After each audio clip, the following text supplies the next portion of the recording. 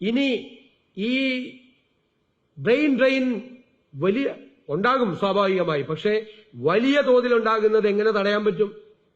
2 കാര്യങ്ങൾ ചെയ്യണം. വിദ്യാഭ്യാസ രംഗത്താണ് ആദ്യം. ലോകം മുഴുവൻ മാറിക്കൊണ്ടിരിക്കുകയാണ്. Nature of jobs have been changing. ഫാസ്റ്റായിട്ട് മാറുകയാണ്. ഇപ്പൊ കണ്ടില്ല, 800 പേരെ പിരിച്ചുവിട്ടു ഒരു കമ്പനി. വൺ ഫൈൻ മോർണിംഗ് ചെന്നപ്പോ ജോലിയില്ല. കുറെ ജോലികൾ ഇല്ലാതാവുകയാണ്. പക്ഷെ കുറെ ജോലികൾ ഇല്ലാതാവുമ്പോൾ മറ്റൊരു സ്ഥലത്ത് പുതിയ ജാലകങ്ങൾ തുറക്കപ്പെടുകയാണ്, വാതിലുകൾ തുറക്കപ്പെടുകയാണ് പുതിയ ജോലിയുടെ. അപ്പോൾ ഈ ജോബ് വേൾഡ് എന്ന് പറയുന്ന അത് നമ്മൾ നിരീക്ഷിക്കണം, ഒബ്സർവ് ചെയ്യണം. അതിനാണ് ഞങ്ങൾ ഗ്ലോബൽ ജോബ് വാച്ച് ടവർ ഉണ്ടാക്കിയാണ് ഗവൺമെന്റ്. എല്ലാ സെക്ടേഴ്സിലും എക്സ്പേർട്സുകളെ വെച്ചുകൊണ്ട് ലോകത്ത് തൊഴിൽ രംഗത്തുണ്ടാകുന്ന മാറ്റങ്ങൾ നോക്കിയാണ് അവർ പഠിക്കും.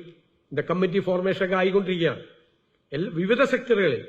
അവർ പഠിച്ച അവരുടെ രംഗങ്ങളിൽ ഉണ്ടാകുന്ന തൊഴിൽ രംഗങ്ങളിൽ ഉണ്ടാകുന്ന മാറ്റങ്ങൾ ഗവൺമെന്റിന് റിപ്പോർട്ട് ചെയ്യും. ഗവൺമെന്റ് അതനുസരിച്ച് കരിക്കുലം റീസ്ട്രക്ചർ ചെയ്യും. പുതിയ അക്കാഡമിക് പ്രോഗ്രാമുകൾ ഉണ്ടാവും. ആ അക്കാഡമിക് പ്രോഗ്രാമുകൾ ഇൻഡസ്ട്രി ആയിട്ടും കോർപ്പറേറ്റുകളൊക്കെ ആയിട്ട് ബന്ധപ്പെടുത്തും. ഒരു സംശയം വേണ്ട. കാരണം ഇവർ അബ്സോർവ് ചെയ്യപ്പെടണം. ഇവരുടെ കോഴ്സ് ഈ അക്കാഡമിക് പ്രോഗ്രാം കഴിയുമ്പോൾ അവർക്ക് തൊഴിൽ സാധ്യത ഉണ്ടാകണം. ലോകത്തെ ഏറ്റവും പ്രധാനപ്പെട്ട കോഴ്സുകൾ അത് നമുക്ക് ഇവിടെ ഉണ്ടാകും. അത് പഠിച്ചു കഴിയുമ്പോൾ കുട്ടികൾക്ക് ഇവിടെ തന്നെ ജോലി കിട്ടുമെന്നുള്ളൊരു ഉറപ്പുണ്ടാകണം. മൂന്നാമത്തെ പ്രശ്നം എന്താണ്? നമ്മുടെ ഇക്കോണമി, നമ്മുടെ സമ്പദ് വ്യവസ്ഥ വളരെ വൾണറബിൾ ആയിട്ടുള്ള സ്റ്റേജിലാണ്.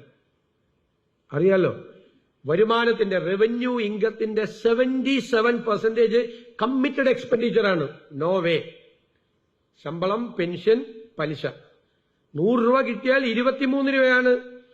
ആ 23 രൂപ കൊണ്ട് വേണം ഡെവലപ്മെന്റ് നടത്താനും വെൽഫെയർ ആക്ടിവിറ്റി നടത്താനും.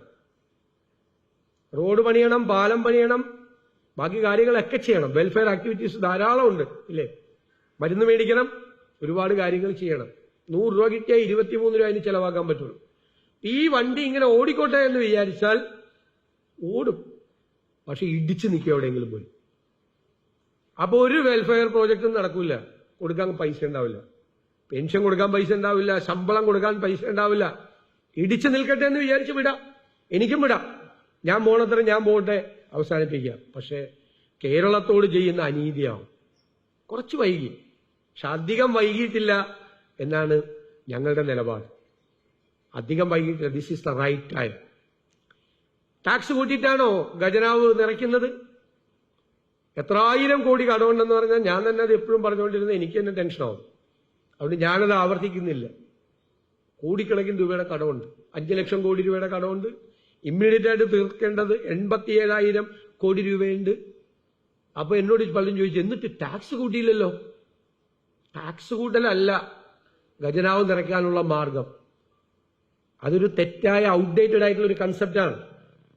ടാക്സിന്റെ നെറ്റ്വർക്ക് വർദ്ധിപ്പിക്കണം, ടാക്സ് കൂട്ടുകയല്ല. എന്താണ് ഇക്കോണമി രക്ഷപ്പെടുത്താനുള്ള മാർഗം? അതാണ് നമ്മുടെ മുമ്പിലുള്ളത്. നമ്മൾ നല്ല ഫിനാൻഷ്യൽ മാനേജ്മെന്റ് ഉണ്ടാകണം.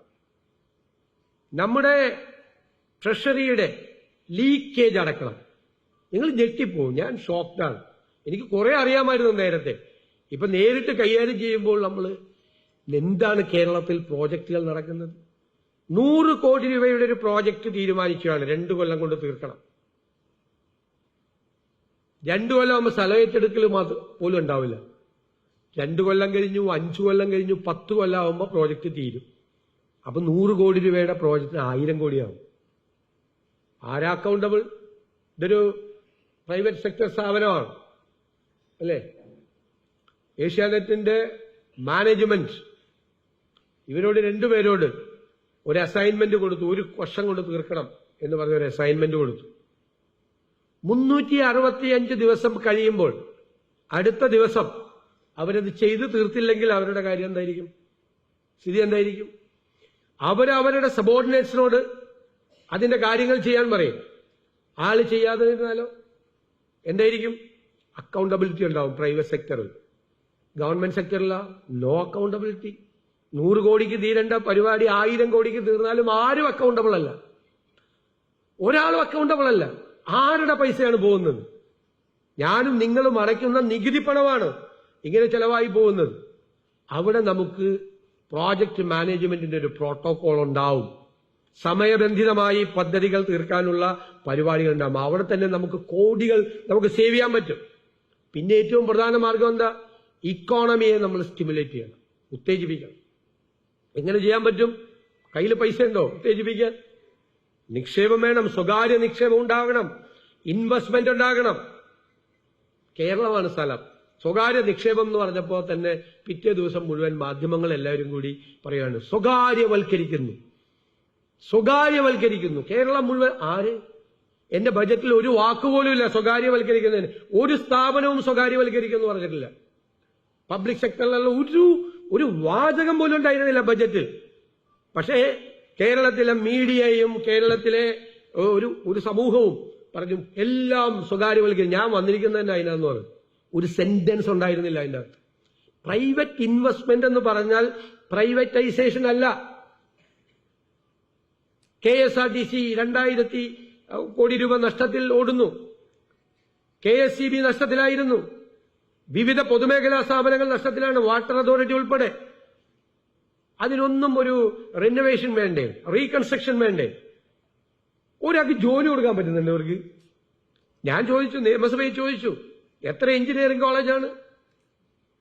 ഒരു മെക്കാനിക്കൽ എഞ്ചിനീയറിംഗ് പാസ്സായി വരുന്ന പയ്യന്, ഒരു ഇലക്ട്രിക്കൽ എഞ്ചിനീയറിംഗ് പാസ്സായി വരുന്ന പയ്യന് ഈ പബ്ലിക് സെക്ടറിൽ എവിടെ ഇപ്പൊ ജോലി കിട്ടുന്നത്? എന്നിട്ട് പറയാണ് പബ്ലിക് സെക്ടർ. പബ്ലിക് സെക്ടറൊക്കെ അവിടെ ഉണ്ടാവും, ഇങ്ങനെ പോവില്ല, ഇങ്ങനെ ഉണ്ടാവില്ല. നന്നായി പോണം, സെൽഫ് റിലയന്റ് ആവണം. അവര് സ്വയം പര്യാപ്തരാകാൻ വേണ്ടിയിട്ടുള്ള പദ്ധതികൾ ആസൂത്രണം ചെയ്ത് നിൽക്കും. അത് അവിടെ നിൽക്കും, ഒന്നും സ്വകാര്യവൽക്കരിക്കില്ല. ഇൻവെസ്റ്റ്മെന്റ് ഉണ്ടാകണം. ഇൻവെസ്റ്റ്മെന്റ് ഉണ്ടാകാനുള്ള തടസ്സമല്ല. നമുക്ക് അഡ്വാൻറ്റേജസും ഡിസഡ്വാൻറ്റേജസും ഉണ്ട്. നമ്മുടെ ഡിസഡ്വാൻറ്റേജ് എന്താണ്? ഡെൻസിറ്റി ഓഫ് പോപ്പുലേഷനാണ്, സ്ഥലത്തിന്റെ പരിമിതിയാണ്, ഇല്ലേ? ജനസാന്ദ്രതയാണ്.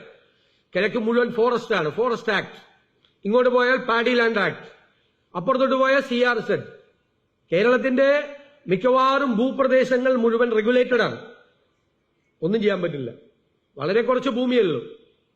അപ്പൊ നമ്മുടെ സാധ്യതകൾ എന്താണ്?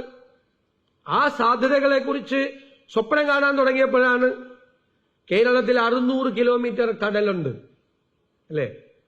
2 അന്താരാഷ്ട്ര തുറമുഖങ്ങളുണ്ട്, ഒരു കണ്ടെയ്നർ ടെർമിനൽ ഉണ്ട്, 18 മിനി പോർട്ട് ഉണ്ട്. ഇപ്പോ ഇതെല്ലാം കൂടി ഇന്റഗ്രേറ്റ് ചെയ്ത് കേരളത്തിനെ തന്നെ ഒരു പോർട്ട് സിറ്റിയാക്കി, തുറമുഖ നഗരമാക്കി മാറ്റണം എന്നതാണ് ഏറ്റവും വലിയ സ്വപ്നതുല്യമായ ഈ സർക്കാരിന്റെ പദ്ധതി.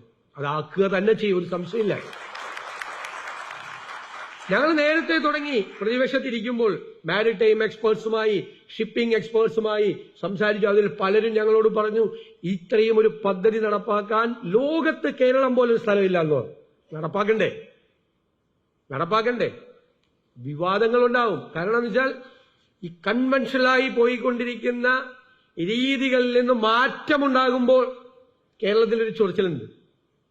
ആ ചൊറിച്ചിലുണ്ടായിക്കോട്ടെ, അതിൽ കൃത്യമായ നിരീക്ഷണം നടത്തി തെറ്റ് ചൂണ്ടിക്കാണിച്ചാൽ അപ്പൊ കറക്റ്റ് ചെയ്യും, നോ ഡൗട്ട്. ആര് ചൂണ്ടിക്കാണിച്ചാലും കറക്റ്റ് ചെയ്യും, തെറ്റാണെന്ന് ബോധ്യമാണ്. പക്ഷെ ബഹളമുണ്ടാക്കി, വിവാദമുണ്ടാക്കി, ചൊറിച്ചിലുണ്ടാക്കി ഏതെങ്കിലും കാര്യത്തിൽ നിന്ന് പിന്മാറും എന്ന് ആരെങ്കിലും തെറ്റിദ്ധരിച്ചിട്ടുണ്ടെങ്കിൽ ഒരു കാരണവശാലും മാറില്ല. ഞങ്ങളത് ആസ്വദിക്കും. ഞാൻ പറയില്ല, അത് ആസ്വദിക്കും, ചൊറിച്ചിൽ ആസ്വദിക്കും.